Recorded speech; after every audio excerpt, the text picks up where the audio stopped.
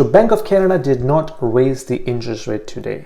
Market was expecting, but they did not execute on it. In this video, we're going to talk about why Bank of Canada did not raise the interest rate today and what will be the likely outcome when they raise the rates and how this will impact the overall economy, not just the housing sector. So without further ado, let's dive in. Today, Bank of Canada published their monetary policy update, and Tiff Macklem gave a presentation where they answered a lot of questions, and what they actually announced was they are not going to raise the interest rate and keeping the overnight rate to 0.25%. Now, this was against the market expectation because the market was expecting them to come out and raise the rates from today, because pretty much every financial analyst, every major economist, and the major 6 banks were actually expecting and also asking Bank of Canada to come out and raise the rates because the inflation is running so hot month over month. The last inflation numbers came out at 4.8%, even though people think this is underestimated because the inflation numbers in US is coming up at 7.2%. We import a lot of stuff from US, and the pricings are rising up much faster in US than why and how this is not increasing in Canada at the same pace. So we can question the CPI numbers published by Stats Canada, but the reality is we have officially published numbers and inflation is 4.8%. Regardless, it's increasing, and in order to control and tame the inflation, one popular tool or effective tool is to increase the interest rate. But Bank of Canada did not do it today, but they also indicated that the rate hikes are coming up sometime this year. They did not give us the timelines, but a lot of people expect that this is going to happen from March, which is the next round of monetary policy update, if it did not happen today.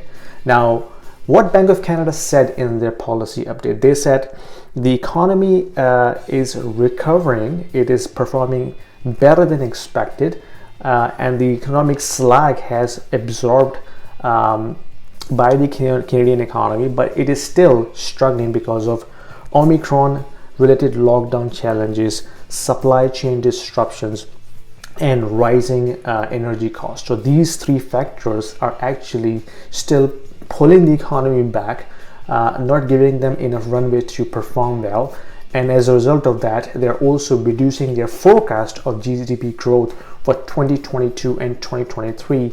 And this is why they think that the economy is not ready to absorb rate hikes as of yet, which is why they are not rising it today and keeping their plan to further out in the year. So perhaps in the March monetary update or sometime around that time frame, they will likely to increase the interest rate. So what Tiff Macklem said, he said, we will look at it, we will see how economy is performing, and we will raise the interest rate according to that. So that was a reason given to us this morning. But the interesting thing that I want to share with you is about housing. If you look at this screen, they said housing is expected to be a drag in Canadian GDP growth this year. So they're thinking the housing is going to slow down in the coming year, right? And they said the bank sees the real estate sector shaving 0.7% points of annual GDP in 2020, a slightly larger drag compared to the October projection. The reasons the bank cited are waning pandemic-induced demand, which I personally do not agree with, a reduction in accumulated household savings, fine, and higher borrowing rates.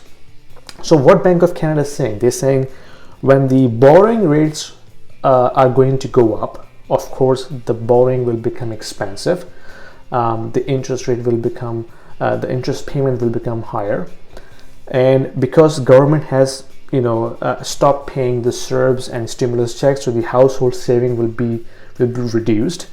Because of these 2 factors, definitely the housing will be impacted. But they also said pandemic-induced demand is slowing down.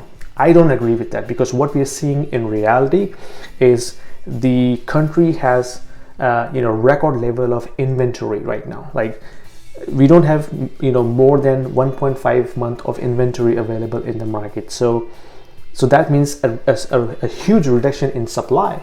And when you have huge reduction in supply, that means it is going to put upward pressure from the demand side, and likely to increase the pricing, which is why we are seeing places like Waterloo, the houses are being sold $200,000, $300,000 over asking. Like, this is ridiculous, but it's happening because we don't have enough supply available, we don't have enough inventory available, and whatever the buyers we have, they are basically trying to outbid other buyers because simply we don't have other enough options available in the market. So the demand is there, it's not diminishing. We don't have enough supply, which is why it is putting upward pressure on the demand and on the pricing as well. So that's what I personally believe, but I think it's interesting to see the narrative from Bank of Canada with regards to housing, and they think that it's going to slow down because of these three factors. I agree with the higher borrowing cost, I agree with the reduction in accumulated household saving, but I don't agree with diminishing demand right now. But that's what we're going to see. I think Fed also announced that they are going to raise rates from March, but they have already laid out their plan, because they said they will reduce their buying program. They will also do the quantitative tightening, which means selling the assets that they have purchased or accumulated in the last 2 years, which is going to be even more aggressive. But we'll see how Fed will react, because the stock market is in turmoil. Like, it's not performing well, it's pricing in because of all these uncertainty. But we'll see how Fed will perform those programs. But I think regardless, Bank of Canada has to perform their own act and raise the rates. But I think they will be very careful, because on one hand they have rising inflation, right? It's moving month over month, and on the other hand they have hugely debt trapped Canadians, not only from the household perspective but also the corporate debt. And the federal government has also taken a lot of debt in terms of financing the fiscal spending. And as soon as we raise the interest rate, it is going to make debt servicing cost even more expensive. So it will be harder for Canadians, the corporations and federal governments to pay back their debt. So Bank of Canada has to be very careful in terms of raising rates, because the last thing they want to do is blow up the housing, at the same time blow up the economy, because people are not able to pay back their interest payments. So I think it's going to be a very difficult job for Tiff Macklem to assess how much percentage rise in interest rate the economy is able to absorb. And for that, it has to have a lot of activity in the economy. We have to get out of the lockdown situation and have businesses performing and have consumers spending money.